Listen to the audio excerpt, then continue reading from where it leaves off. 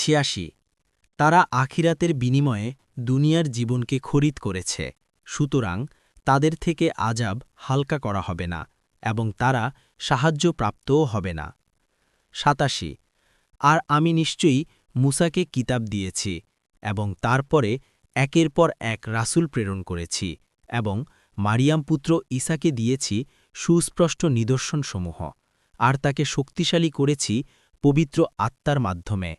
তবে কি তোমাদের নিকট যখনই কোনো রাসূল এমন কিছু নিয়ে এসেছে যা তোমাদের মনোপুত নয়, তখন তোমরা অহংকার করেছ, অতঃপর নবীদের এক দলকে তোমরা মিথ্যাবাদী বলেছ আর এক দলকে হত্যা করেছ।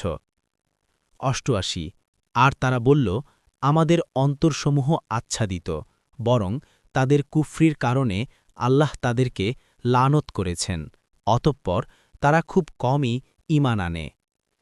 ৮৯ আর যখন তাদের কাছে তাদের সাথে যা আছে আল্লাহর পক্ষ থেকে তার সত্যায়নকারী কিতাব এলো, অথচ তারা পূর্বে কাফিরদের উপর বিজয় কামনা করত, সুতরাং যখন তাদের নিকট এলো যা তারা চিনত, তখন তারা তা অস্বীকার করল, অতএব কাফিরদের উপর আল্লাহর লানত।